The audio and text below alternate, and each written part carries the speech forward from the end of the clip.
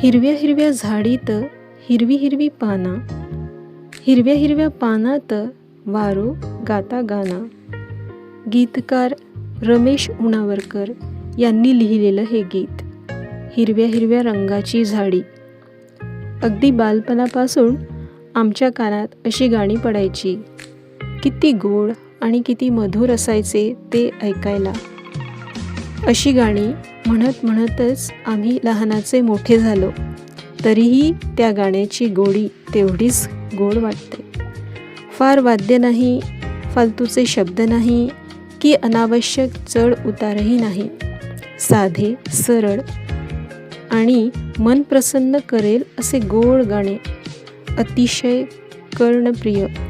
हे गाणे डोळ्यासमोर एक हिरवेगार वातावरण तयार करते आणि घरी बसून सुद्धा ती हिरवळ अनुभव होत असते.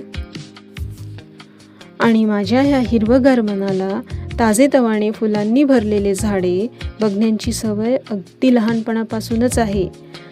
झाडांची पानं हिरवी, गारवा देणारे आणि स्वच्छ दिसायला हवे. प्रकृती आईने अशी असंख्य हिरवी हिरवी विविध प्रकारची झाडे आम्हा सर्वांच्या स्वास्थ्य रक्षणासाठी दिलेली आहेत. पण हे काय, हे झाड आणि त्याची ही पानं किती आजारी दिसतायत. त्यांची काळजी घेणार कोण?